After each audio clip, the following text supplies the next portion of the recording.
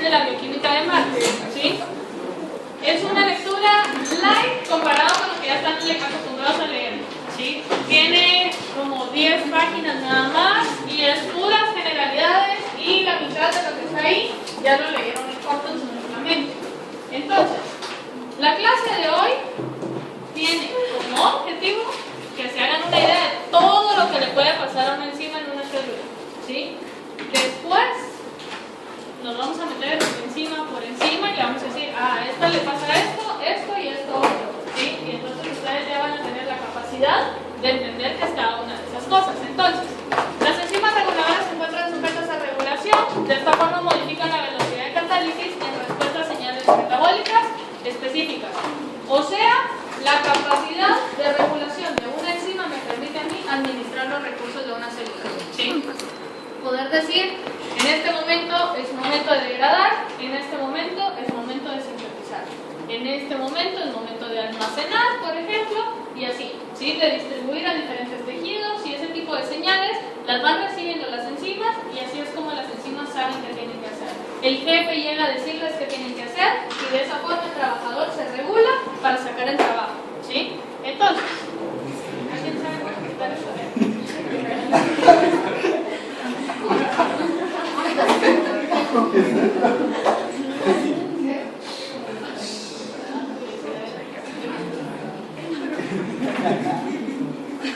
Bueno, el crecimiento y la supervivencia celulares dependen del uso eficaz de los recursos, eficiencia que es posible únicamente a los enzimas reguladores. Entonces, ya no estamos hablando de cualquier enzima, estamos hablando de las enzimas que tienen la capacidad de recibir órdenes, las enzimas que tienen la capacidad de regular velocidad, de regular la capacidad de trabajo que tengan, ¿sí?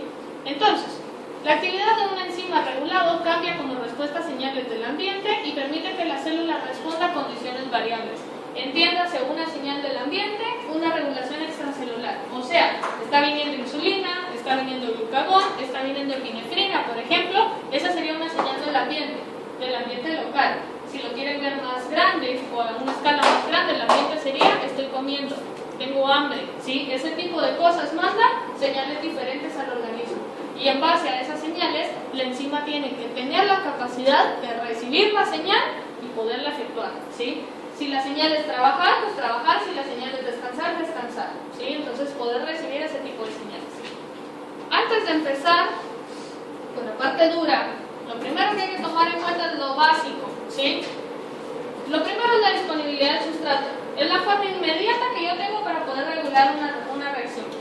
Si ustedes en la fábrica no les llevan materia prima a los trabajadores, podrán tener 50.000 trabajadores, pero ninguno tiene nada que hacer, ¿sí? Quiere decir que la disponibilidad del sustrato es lo primero.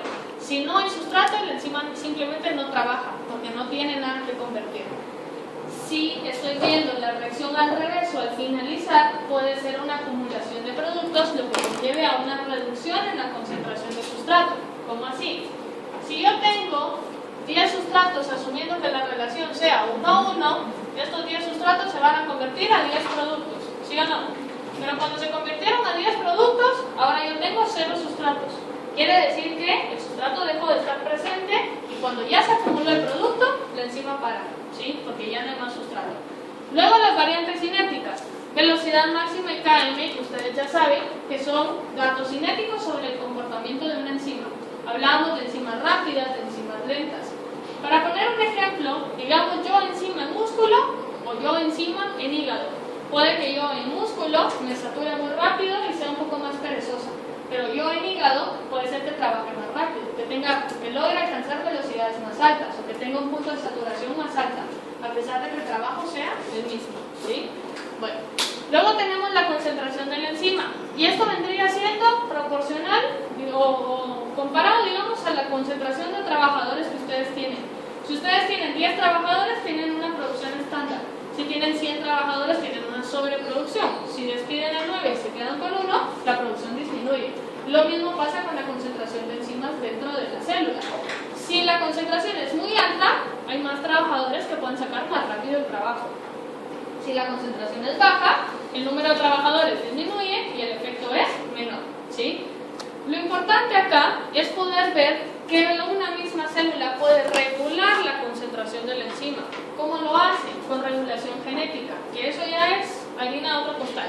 Pero que sepan entonces que si yo necesito más trabajadores, tengo que contratar más trabajadores. O sea, darle la señal al gen para que haya más transcripción, más traducción, más modificación traduccional y por lo tanto más enzimas.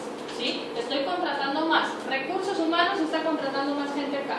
¿Sí? Esta es parte de la adaptación celular, que vendría siendo a gran escala una diferencia entre una persona que hace deporte y otra persona que hace deporte una vez al mes, por ejemplo.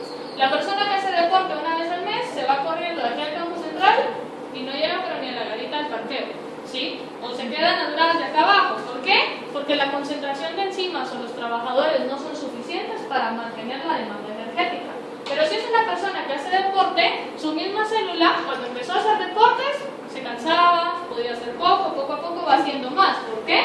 Porque la concentración de células a nivel celular o ese metabolismo ahora tiene mejor regulación. Puede responder más rápido ante los requerimientos celulares. ¿Sí se entiende acá? ¿Sí? Bueno, entonces, hablábamos de yo enzima en músculo y yo enzima en hígado. ¿Sí? Quiere decir que eso me convierte en una isoenzima. O sea, yo que funciona igual y que tengo la misma función en los dos tejidos, pero que estoy siendo sintetizada por genes diferentes, ¿sí? Gen que sintetiza la regina en músculo, gen que sintetiza regina en hígado. Son dos genes distintos que el producto es muy similar, ¿sí? Pero entender que vienen de regiones génicas distintas, que se regulan de manera diferente. Ustedes saben que en el núcleo tienen eucromatina y heterocromatina y que no todo el material genético se está expresando al mismo tiempo, que cada célula tiene su propio nivel de expresión a nivel nuclear, ¿sí?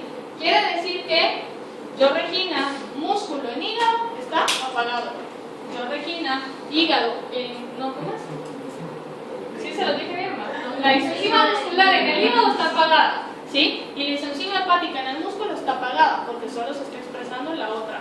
En ninguna circunstancia voy a encontrar a las dos isoenzimas expresándose al mismo tiempo, ¿sí? Luego vienen, entonces son... Eso no lo entendí. Por ejemplo, yo tengo dos genes diferentes. Mi secuencia de ADN, por ejemplo, tiene una región génica acá que sería la región génica A, ¿sí? Y esta región que sería la región génica B, por ejemplo.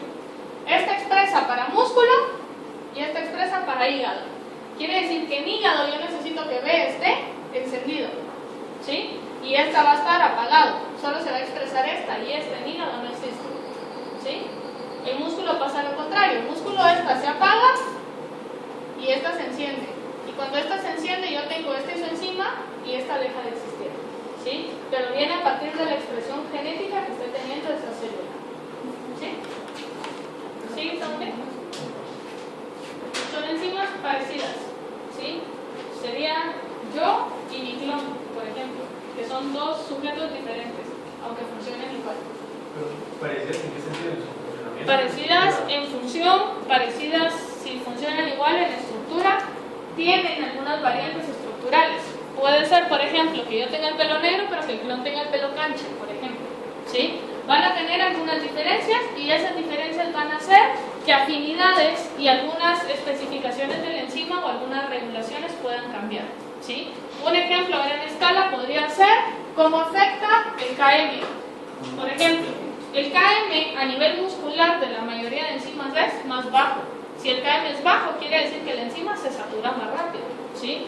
Si el KM en hígado es más alto, la enzima nunca se va a saturar. Pueden lograr velocidades más altas, aunque sea la misma enzima, ¿sí? Son la misma enzima porque funcionan igual, la función es la misma. La diferencia es que una está muy regulada o la otra tiene mayor capacidad o es más eficiente que la que está en músculo, por ejemplo. ¿Sí se entiende la idea? ¿Sí? ¿No? Va. Entonces, por lo general son heteropolímeros de dos o más cadenas polipeptídicas. Quiere decir que voy a tener una cadena A, por ejemplo, o una cadena B. En algunas ocasiones la isoenzima puede tener dos cadenas A, en otras puede tener dos cadenas B, en otras puede tener cadenas AB, dependiendo de en qué tejido esté expresado, ¿sí? Vamos a ver un ejemplo de eso.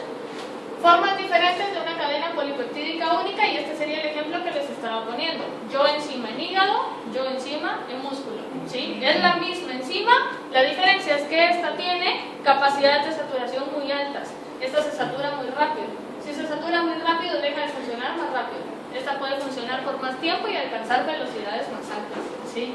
Entonces decimos, catalizan la misma reacción, pero tienen una estructura primaria o composición subunitaria diferente. Hay algo que cambia, ¿sí? El pelo, el color de ojos, algo chiquito que hace que sea diferente, ¿sí? ¿Vamos bien acá? O sea, las isoenzimas son lo mismo, pero no son iguales. ¿Sí se entiende? El ejemplo acá sería una lactato deshidrogenasa o una creatinasa. Son dos enzimas distintas, tienen sus unidades diferentes. A modo de ejemplo vamos a ver la lactato deshidrogenasa, que es la LDH. Las isoenzimas me pueden servir a mí para diagnóstico en algunas patologías. Y eso es porque se expresan en tejidos diferentes. Vamos a ver el ejemplo. Es una enzima tetramérica formada por dos subunidades. Si es tetramérica, ¿cuántas subunidades tiene? 4. De las cuales las combinaciones pueden ser H o M o H y M, ¿sí? ¿Cuántas isoenzimas puede tener la LDH? Asumiendo que H es corazón y que M es músculo o hígado. ¿Cuántas variantes podría tener? 16, ¿alguien más? 8, ¿alguien más? 4, ¿alguien más?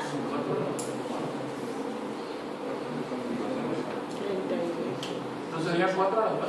2 a la 4. 2 a la 4. A ver, ¿alguien más? 7 subunidades. ¿Contestadas? ¿No contestadas? ¿Cuántas? 32. 32, 16, 8, 4. ¿Cuántas? 2 a la 4. 16, ¿alguien más? Vamos con la más simple, ¿sí? Supongamos que la primera está formada por 4 cadenas H. Ya les dije una. La segunda, ¿cómo estaría formada? 4 M's. La tercera, 2 y 2. La cuarta, 3. ¿3 de quién? 3 de H y una M.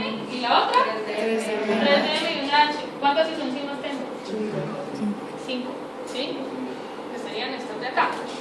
4 H's, 3 H's y una M, 2 y 2, una H y 3 M's y 4 M's. ¿Sí?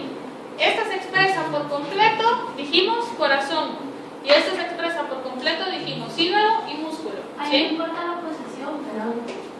Aquí no importa la posición. ¿Sí? Al final es como la cantidad, tienen una sola, todas las que sean 2 y 2 tienen la misma estructura tridimensional.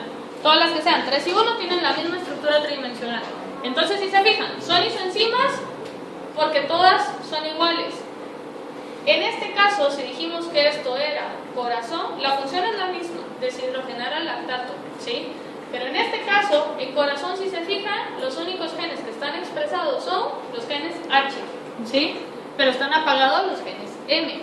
En músculo están apagados los genes H, pero están encendidos los genes M, ¿sí? Y estos tienen una distribución como pareja en el resto de tejidos, ¿sí? Entonces, decíamos, esto me puede servir a mí para diagnóstico. ¿Por qué? Yo puedo hacer mediciones sanguíneas de LDH. Yo le hago una medición sanguínea a un paciente y le mido LDH total. ¿Qué isoenzima estoy midiendo? Si mido LDH total, todas, las 5, ¿sí? Va. Entonces, difieren en distintos tejidos, por lo que es posible diagnosticar lesiones tisulares diferentes. El ejemplo sería este de acá.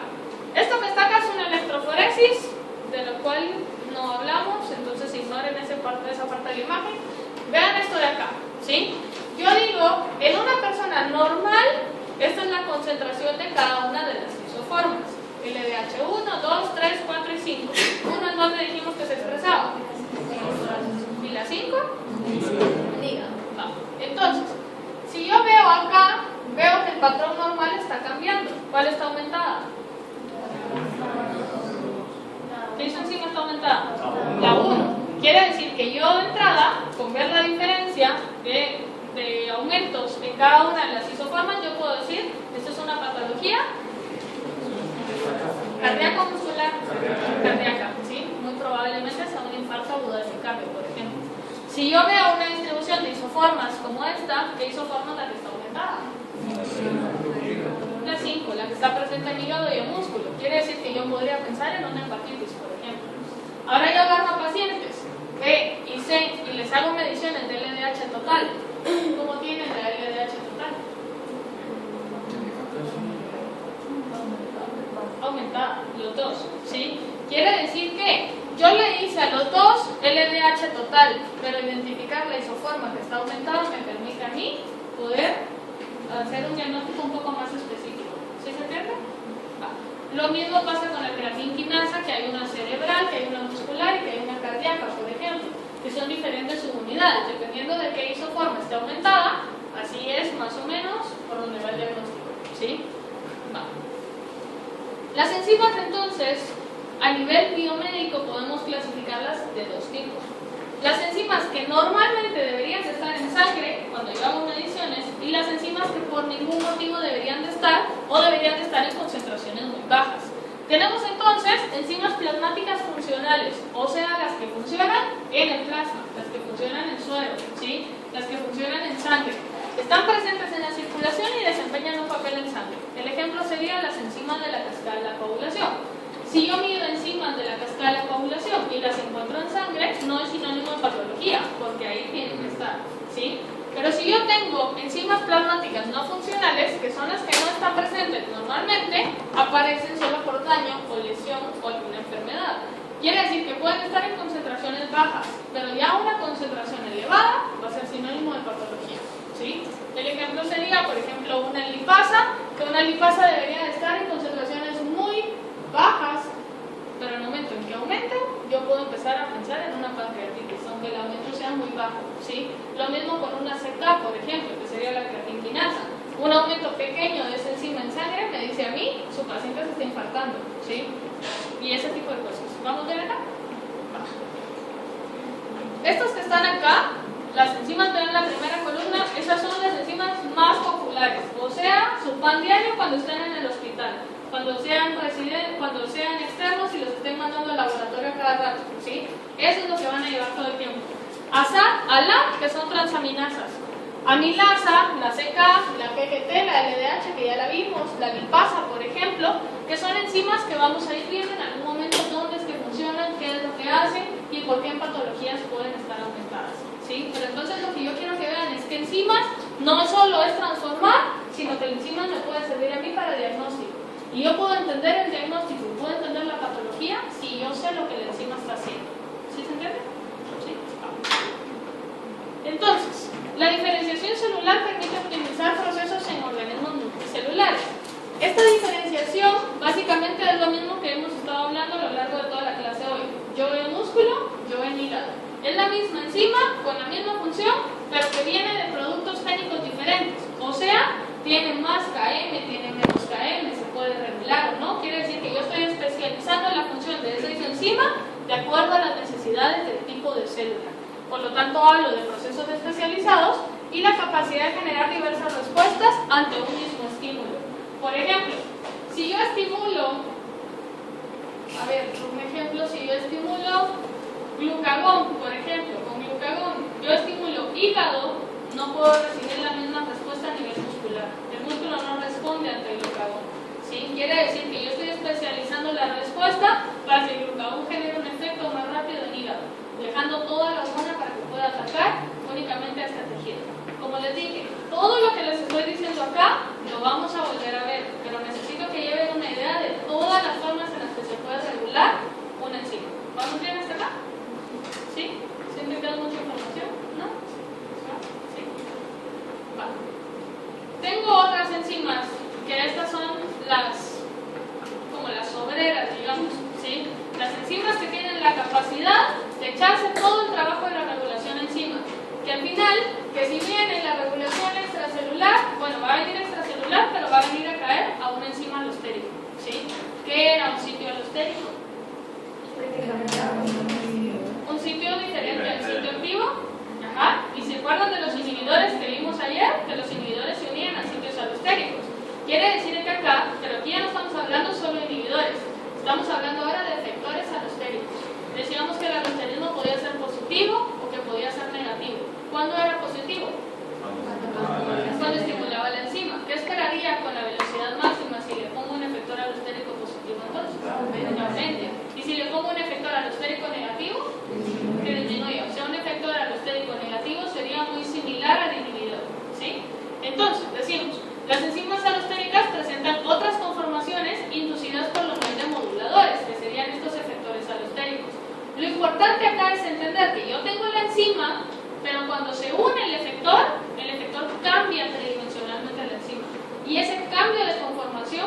cambio tridimensional va a cambiar la función. La va a cambiar para hacerla más rápida o la va a cambiar para hacerla más lenta, ¿sí? Pero al final lo que quiero que entiendan entonces es que el asterismo es un cambio conformacional, un cambio en la estructura tridimensional. Entonces, los moduladores pueden ser inhibidores, que serían los negativos, o estimuladores, que pueden ser los positivos. Entonces acá introducimos un nuevo término. Pueden ser homotrópicos o pueden ser heterotrópicos. Homotrópico si el modulador es el mismo sustrato o el mismo ligando. Y heterotrópico si es alguien diferente al sustrato, alguien diferente al ligando, ¿sí? Acuérdense que el asterismo es un término que no se aplica solo para enzimas. Si hacemos la analogía con la hemoglobina, que sabemos que no es una enzima, pero que es una proteína que puede sufrir alosterismo, ¿quién sería un efector alostérico positivo para la hemoglobina? Sí. El oxígeno. ¿Es homotrópico o es heterotrópico? Homotrópico porque es el mismo ligando, ¿sí? Si lo pienso como protones o si lo pienso como CO2, serían efectores alostéricos positivos o negativos. Homotrópicos o heterotrópicos. Heterotrópicos, ¿sí? Entonces básicamente lo mismo es con la enzima. Si es el mismo sustrato o el mismo producto quien está haciendo el efecto, sea positivo o negativo, es un efecto homotrópico. Si es alguien diferente al sustrato o al producto de la reacción, es heterotrópico, ¿sí? Entonces acá está, si se fijan, yo tengo acá el sitio donde puede unirse el sustrato o donde puede unirse el modulador. Y lo que quiero que vean es que son cambios conformacionales, ¿sí? Que pueden activar o que pueden inhibir a la enzima. Algo importante de resaltar es que las enzimas alostéricas, cuando yo les coloco un efector negativo, ¿qué pasaba con la velocidad? Disminuye, pero es eso, disminuye, es más pequeña, ¿sí? Casi indetectable, pero no cero. O sea, la enzima trata de seguir funcionando a pesar de que tenga ese inhibidor encima. ¿Sí se entiende?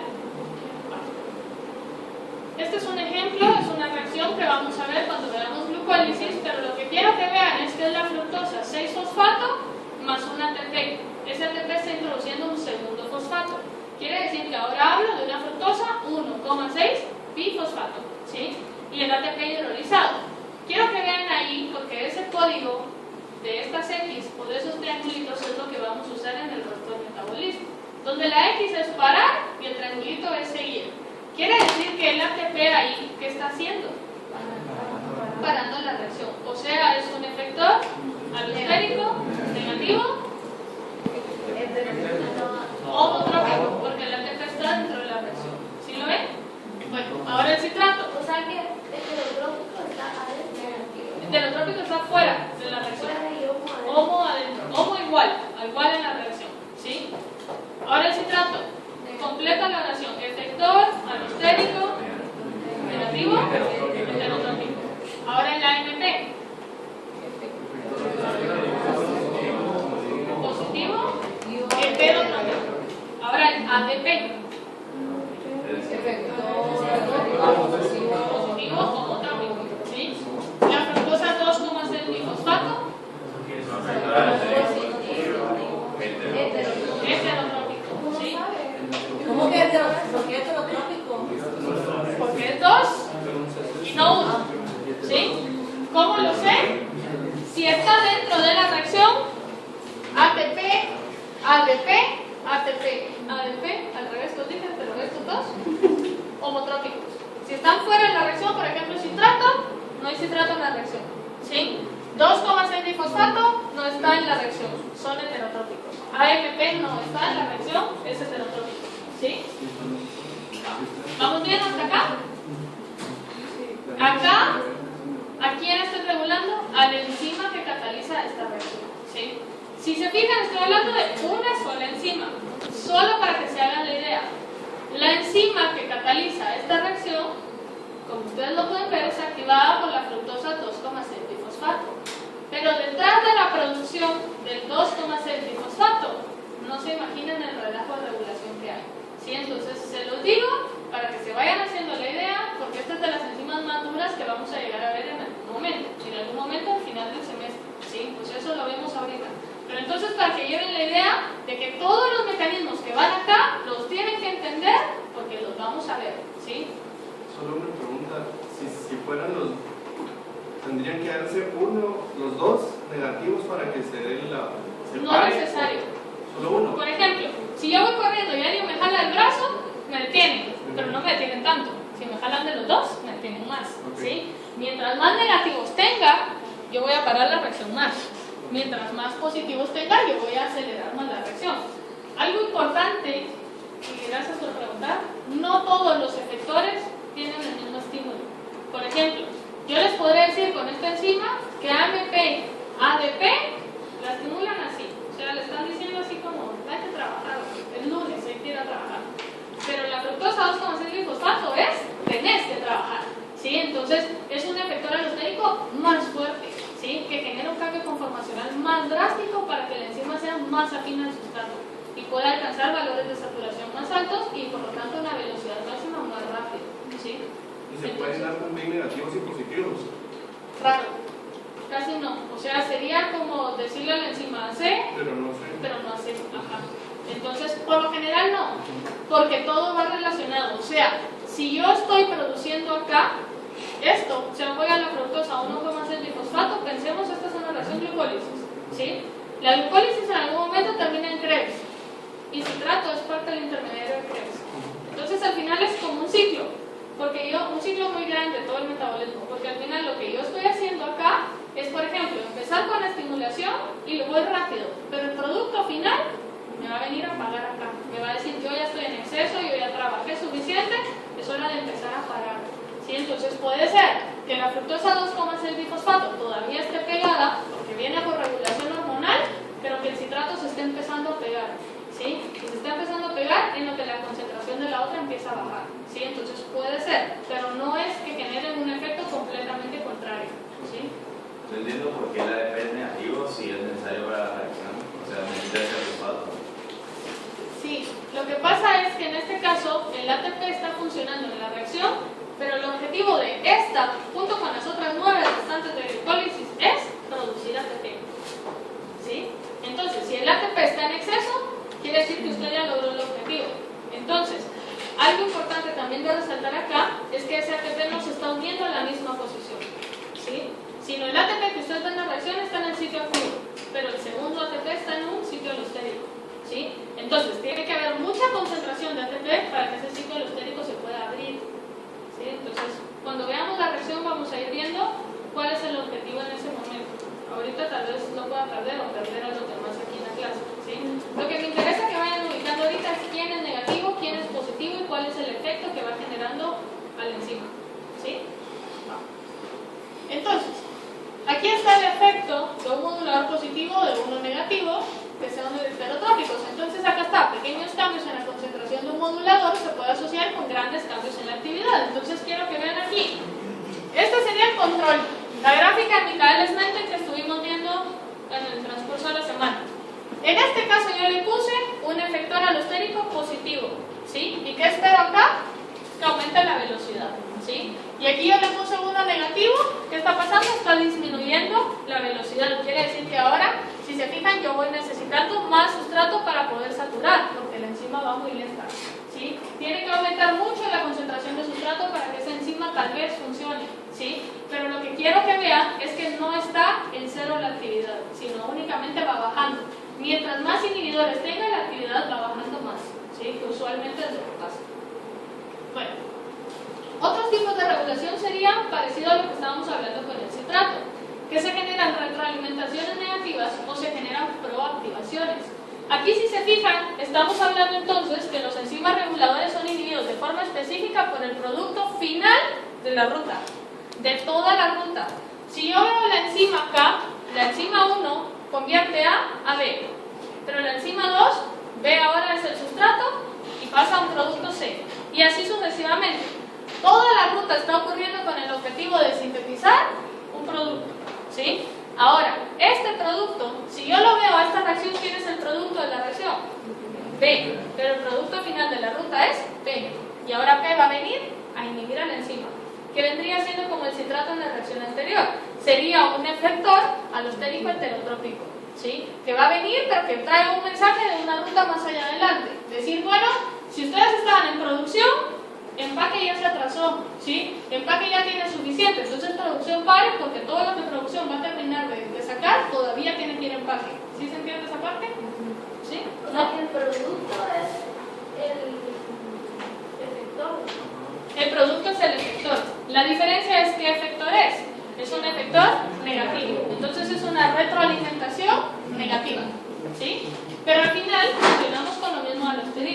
¿Qué es lo que no está claro? Era lo mismo, si se producía directamente el efector o era otra cosa. ¿Sí? Pero eso está claro. Va. La proactivación sería el ejemplo contrario. Yo sustrato, estoy mandando una señal para allá adelante y decir, me estoy produciendo, ¿sí? Sería ahora como que producción llegue a empaque y miren muchachos, empiecen a sintetizar sus empaques porque en un ratito les viene todo lo que estamos haciendo, ¿sí? Prepárense, porque ahorita va a salir un lote, ¿sí? En este caso, yo estoy mandando un mensaje por adelantado. Estoy diciendo, miren, yo ya me estoy produciendo. Y si B ya se está produciendo, en algún momento E va a llegar a aumentar. Y si E empieza a llegar a aumentar, quiere decir que voy a necesitar más enzimas para que actúe. Esa sería una proactivación. ¿Sí se entiende? Alejandro, me iba a preguntar. Sí, pero era antes que si hay la misma concentración de enzima y se agrega un efector alostérico negativo, ¿por qué cambia la velocidad máxima si está la misma concentración de enzima? ¿Cómo así? ¿Cómo así? O sea, está la misma concentración de enzima, ¿verdad? Y eso de eso depende de la velocidad máxima. Pero si usted agrega un positivo, usted dijo que aumentaba la velocidad máxima, pero no sería igual. O sea, la velocidad máxima siempre es la misma, por la concentración. Porque en este caso lo va a hacer más rápido porque ahora, por ejemplo, si regresamos al ejemplo de la vara, yo agarraba la vara a una velocidad determinada, pero ahora la voy a agarrar más rápido, ¿sí? Entonces, Pero lo máximo es lo mismo. O sea, no importa si la agarra más rápido o más lento, si la agarro más rápido, ahora puedo sacar más productos por segundo. Entonces mi actividad va a ser más rápida. ¿Sí? Aunque sea la misma concentración. ¿Sí? Es que si se recuerda, yo les decía, es con esto, ¿va?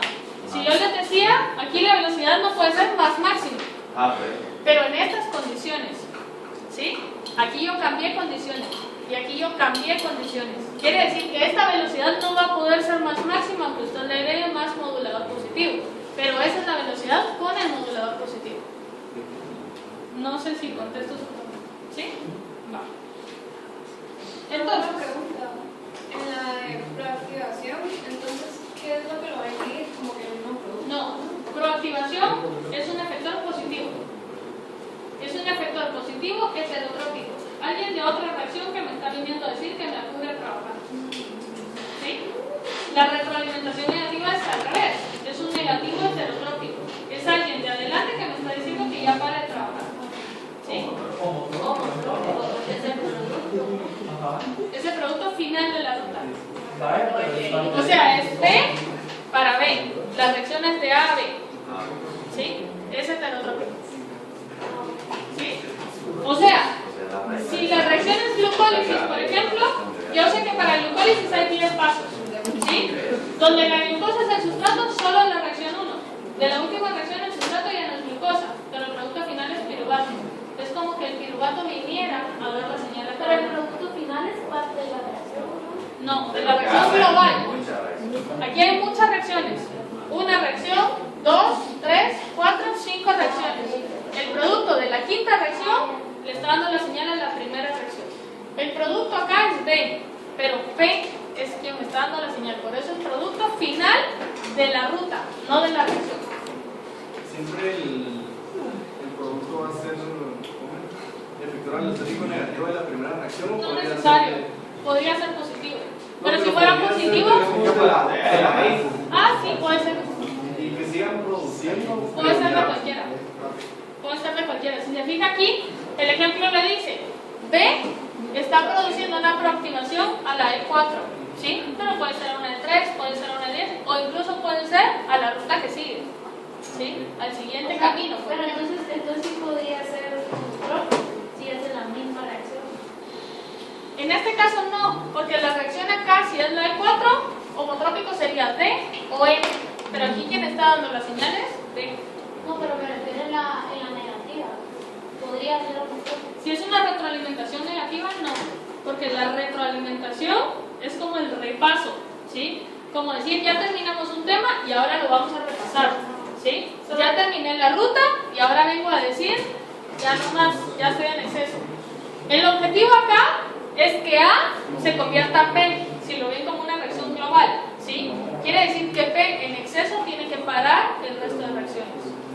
Solo si fuera como que una reacción en cadena, ahí sí sería mucho. ¿Cómo si no reacción en cadena? Una tras otra. Ajá. Esta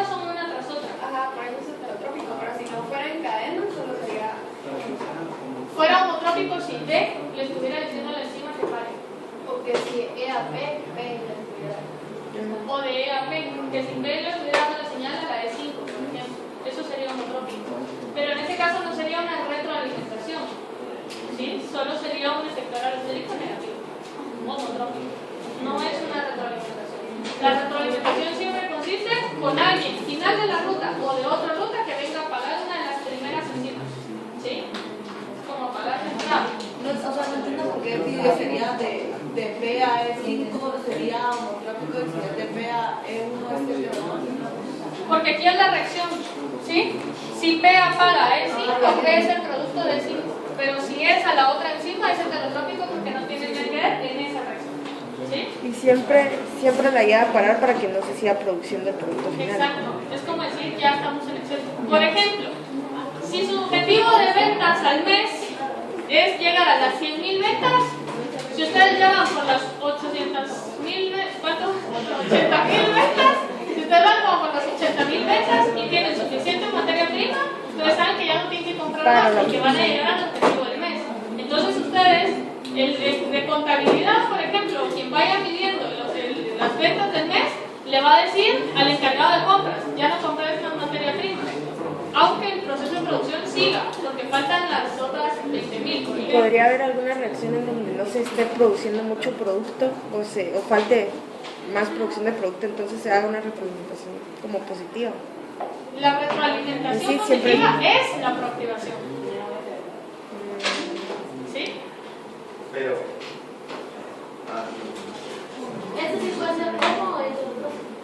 Por lo general son heterotrópicos, porque es alguien de algún otro lado que me viene a avisar. O sea, que cuando es positiva es proactivación y negativa retroalimentación. Exacto. No. La retroalimentación positiva sería Es una proactivación. proactivación. Lo que pasa es que si ustedes hablan de retro, están hablando para atrás. Ya. No puede haber una, y si yo estoy estimulando, no puedo ir para atrás, tengo que ir para adelante. ¿Sí? Entonces, retroalimentación positiva realmente está mal dicho. Por eso se dice proactivación. Pero sí existe. Pero sí puede O sea, ser. que póngale que en vez de que el producto inhibiera la creación, haya más, o sea, se cree más, el producto ahora se cree más. Exacto, Hay sí. como dos. Ahí sí podría ser. Sí, Aunque que sea el producto reverso. está estimulando a que se produzca más. Sí podría ser. Y aunque vaya para Ahí sí sería atrás, una retroalimentación. Pero en este caso, donde D le está diciendo a E4 que vaya para adelante, es proactivación. ya. ¿Sí? Va. Entonces, la velocidad de formación del producto se equilibra con las necesidades de la célula y ese es el objetivo de tener tanta regulación dentro de uno mismo. ¿Sí? ¿Ya estamos bien aquí? ¿Sí? Va. Entonces, si se recuerdan ayer cuando hablábamos de modificación covalente, decíamos que la modificación covalente podía ser irreversible. ¿Se recuerdan?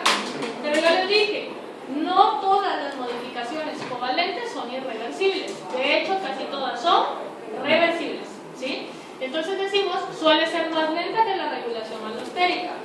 ¿Por qué creen que es más lenta? Porque los uniones son más estables, ¿sí? Ahora el problema y lo complicado de la regulación covalente es que yo ahora necesito a una enzima que le pegue un grupo funcional a la enzima reguladora, ¿sí? Y ahí es donde se me empieza a complicar la cosa, porque entonces eso lo hace lento, porque yo primero tengo que estimular a la enzima auxiliar, digamos, para que venga a regular a la reguladora. ¿Sí se entiende? Va. Es reversible, eso es lo importante, es reversible, o sea, tengo una enzima que pone grupos funcionales y tengo que tener una enzima que quite grupos funcionales, ¿sí? Puede ser adición de grupos fosforilo, acetilo, adenilo, todos los que están ahí, ¿sí?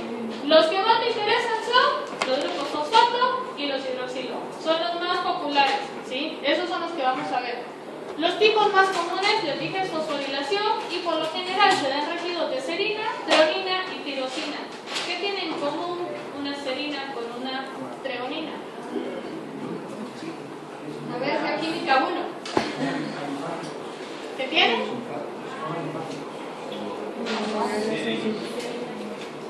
Son polares, ¿qué grupo funcional tienen? Básico. Tienen un OH, los dos son alcoholes, ¿sí? Y la tirosina tiene un fenol que también tiene un OH, ¿sí o no? Quiere decir que al final los tres tienen un grupo hidroxilo, podríamos decir. Y ese grupo hidroxilo es quien le da la capacidad de fosforilarse o desfosforilarse,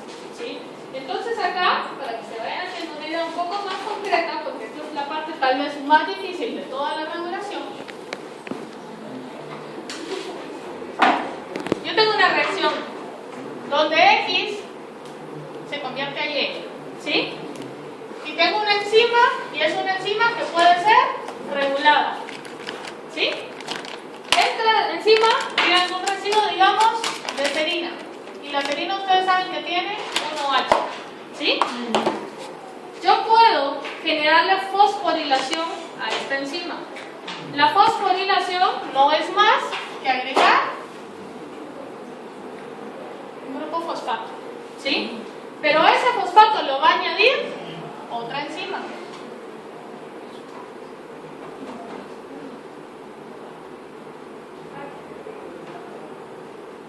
¿Sí? Esta sería la enzima auxiliar para la enzima reguladora. ¿Sí? Si fosforila es una enzima quinasa. ¿Sí? Y si la enzima hace el proceso contrario,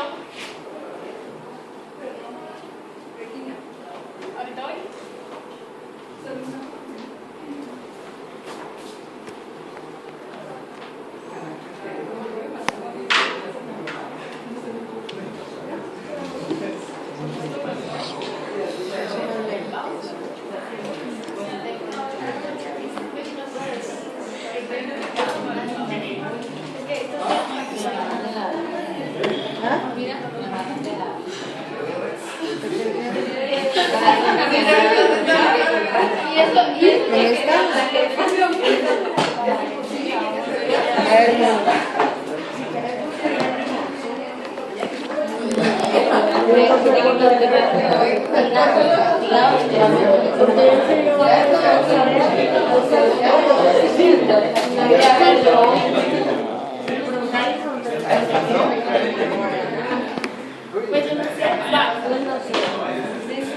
Entonces decíamos que si la enzima pone el fosfato se llama, y si quita el fosfato se llama fosfatasa. ¿De cuántas enzimas estoy hablando en la escena? 3. La reguladora, la quinasa y la fosfatasa. ¿Sí? ¿Cómo afecta la fosforilación de enzima? Depende de quién está la enzima. A veces cuando está fosforilada, la enzima se enciende, pero a veces cuando está fosforilada, la enzima se apaga. A veces cuando está desfosforilada, la enzima se enciende, y a veces cuando está desfosforilada, la enzima se apaga. ¿Sí? Quiere decir que, a grandes rasgos, ¿qué necesito que sepan? Que fosforilación cambia la actividad de la enzima, para encender o para apagar. Y que la desfosforilación cambia la actividad de la enzima, para encender o para apagar. ¿Sí? Entonces, Por eso es que es más lenta, porque necesita como... es más lenta. Porque entonces, si queremos complicar más la cosa todavía, a esta enzima hay alguien que la fosforila. ¿Sí? Que es otra quinasa, que es la quinasa de la quinasa. Y si quiero complicar la cosa todavía, esta quinasa tiene otra quinasa. O sea, esta es la quinasa de la quinasa. ¿Sí? Y entonces, al final, a esta, ¿quién la activó? Una hormona. ¿Sí? La hormona vino y la activó y se genera una cascada, que es una cascada de amplificación de señales que termina en una quinasa que encendió la enzima. ¿Qué estoy haciendo? Favoreciendo que X se convierta a Y. ¿Sí? Por eso es lenta, porque tengo que esperar a que todo esto trabaje para que la actividad se dé. Pero eso sí, es más lenta, pero es más eficiente que una alosterisa. ¿Sí? Quiere decir que va a trabajar más duro que el efector alosterisa. ¿Sí se entiende? Porque esto siente. Es más fuerte, el estímulo es más fuerte. Le meten una chispa encima. ¿Sí? Por decirlo así. Va. Este sería un ejemplo. Les puse el ejemplo con fosforilación, pero puede pasar también con adenilaciones, con uridilaciones, con umititilaciones, por ejemplo, etc. ¿Sí? Y ahí están los grupos. Entonces, lo que quiero que vean es que cada grupo funcional lo coloca una enzimita diferente. ¿Sí? Las quinasas, entonces, colocan o hacen uniones de grupos fosforilo a residuos de aminoácidos específicos en la proteína. Ya dijimos, por lo general, que tengan 1H. ¿Sí? Las fosfatasas eliminan el grupo fosforilo de proteínas que ya estaban fosforiladas. Son las fosfatasas. Adición de grupos fosforilo en serina, tronina o tirosina, esto es lo mismo, introduce un grupo grande cargado, porque ustedes saben que el fosfato va acompañado de 3 oxígenos con cargas negativas, y esas cargas negativas lo que hacen al final es lo mismo que un efector alostérico, cambiar la conformación de la enzima. ¿Sí? Porque se producen nuevas cargas, porque se eliminan otras, etc. Si cambia la conformación, cambia la actividad. Lo que sí es que el grupo es más grande y entonces el cambio de conformación es más drástico y la enzima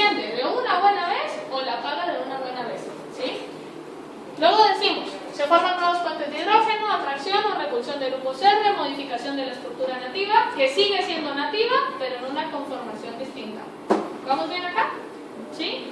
Bueno, con esta diapositiva me voy a quedar entonces, pero para que lo vean acá, proteínquinasa o sinasa es lo mismo. Quinasa la pueden encontrar con Q, lo pueden encontrar con K o sinasa con C, ¿sí? Fosforila, proteínas fosfatasas, desfosforilan, y aquí 2 minutos o menos. Aquí, en este caso estoy diciendo que la forma activa es la fosfatada. ¿Quién me la fosfató? Una quinasa, ¿sí? La quinasa estuvo activada. Luego digo que la forma apagada es sin fosfato. ¿Quién la apagó? Una fosfatasa que fue la que la eliminó, ¿sí? Va.